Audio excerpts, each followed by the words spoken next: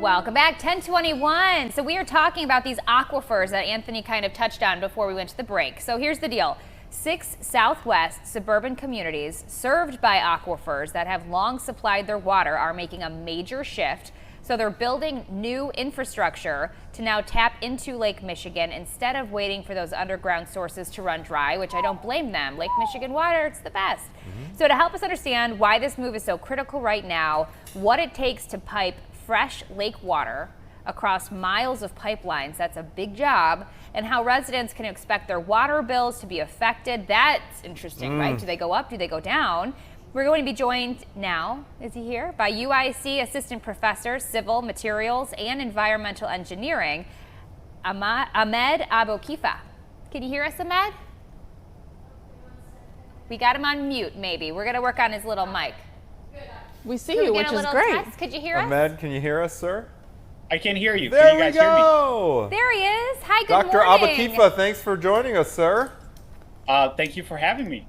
All right, so we're getting into it, talking about these 6 suburban areas, finding this new water source. Instead of waiting, this sounds scary actually, until their aquifers run dry. Are we on a time crunch with this? Pretty much, yes. So it has been known for a while that the deep sandstone aquifer that has been supplying water to these communities, Juliet and several other Southwest communities, has been rapidly depleting. And the reason for that is because the geography of this region prevents rainwater from replenishing this underground aquifer at the same water withdrawal rates. So the groundwater levels have been steadily declining over time. And then back in 2018, the Illinois State Water Survey indicated that the groundwater source will not be sufficient to meet the water demands of these communities as early as 2030. So, so they had to act, and they had to act fast. And so in response, Juliet and these other communities decided to look for other water sources. Juliet led an extensive study where they looked at 14 different water sources, including Lake Michigan, the Illinois River, and the Kankakee River. And then they eventually decided that their best option is to buy water from Chicago. So buy treated Lake Michigan water straight from Chicago. And they signed an agreement with Chicago to supply treated water over the next 100 years.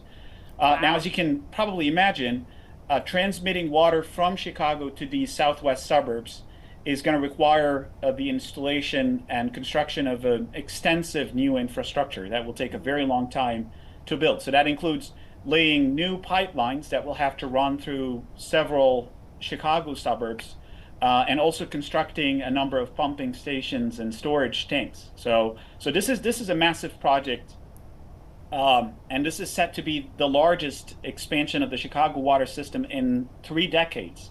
Wow. There are also several steps that need to be completed before construction even begins. So things like land acquisition, permitting, engineering design, environmental assessments, geotechnical assessments and surveying.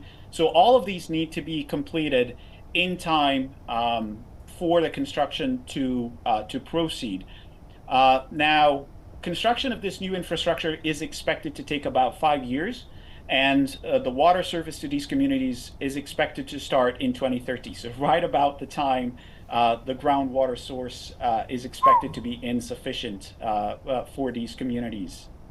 Wow. So, Professor Aboukifa, my question for you is, how is this project expected to impact residents' water bills, and what cities does this really impact? So this is a very good question. Obviously, a project of this magnitude is expected to come with a huge cost, roughly about $1.5 billion. This is a massive investment, and these communities are the ones who will be funding this project. So most of the costs are going to be covered by these communities. And that's also part of the reason why they wanted to band together and form this Grand Prairie Water Commission, so that they can pool their resources and share the cost of construction, operation, and maintenance of this new infrastructure. Now, these communities will be financing the project through multiple streams. One of them is revenue bonds, and also obtaining low interest loans from state and federal agencies. Now, obviously, as you indicated, residents of these communities can expect to pay more for the water over time.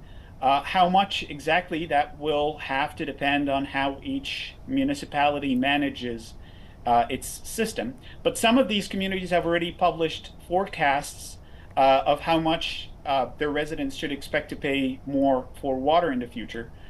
So, for example, Juliet estimated that the water portion of their utility bill, which also includes garbage and sewer, so that water portion is expected to more than double.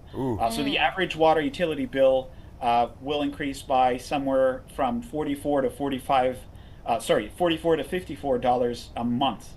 Wow.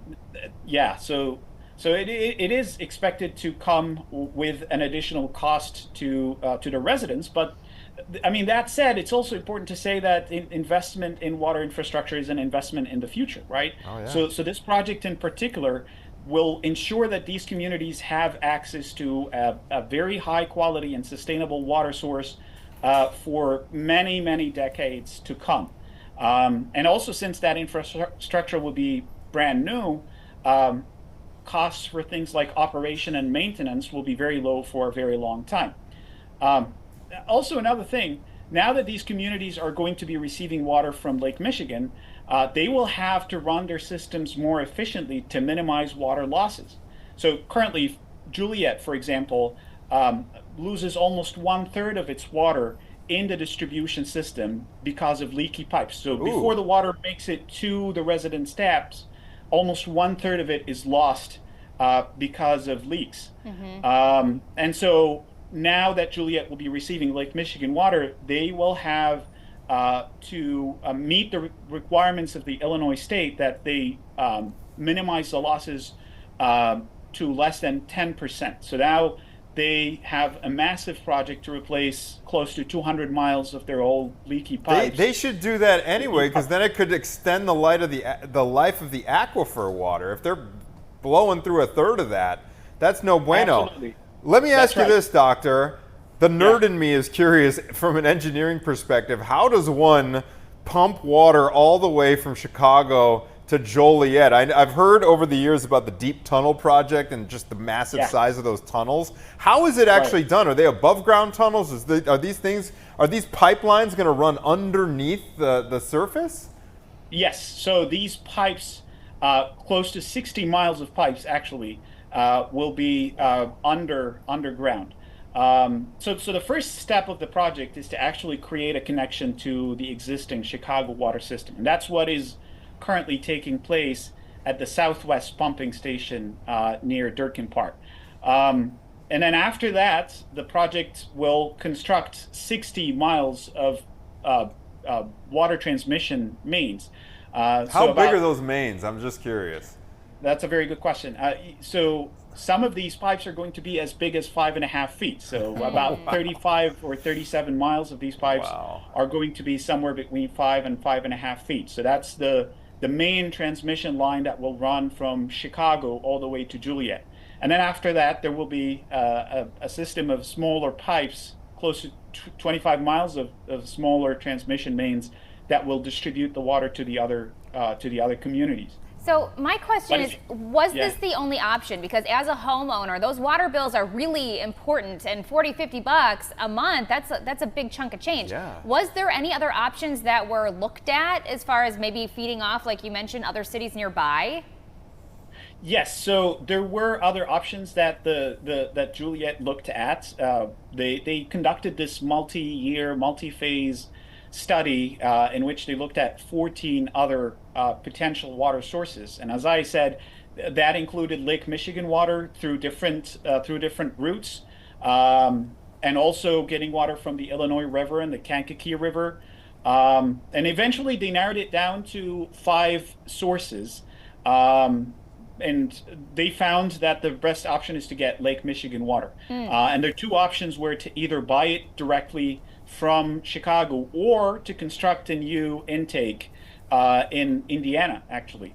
And eventually, in 2021, the city council voted for purchasing water from Chicago. So that eliminates the need for constructing new treatment plants. They're just buying treated water straight from Chicago to distribute it to the residents. Wow, Gotcha. we are going to be talking about this for years to come. This is a massive project. Thank you so much for the cliff notes on this thing, Doctor. That's fascinating. I wish all the project leaders luck, because that is no Exhausting. small Yeah. feat at Just all. a couple of years to get it done. Yeah, exactly. They're on deadline. Ooh, They're yeah. on deadline right now. All right, Ahmed Abu Kifa, thank you so much for your time, sir. We really appreciate it.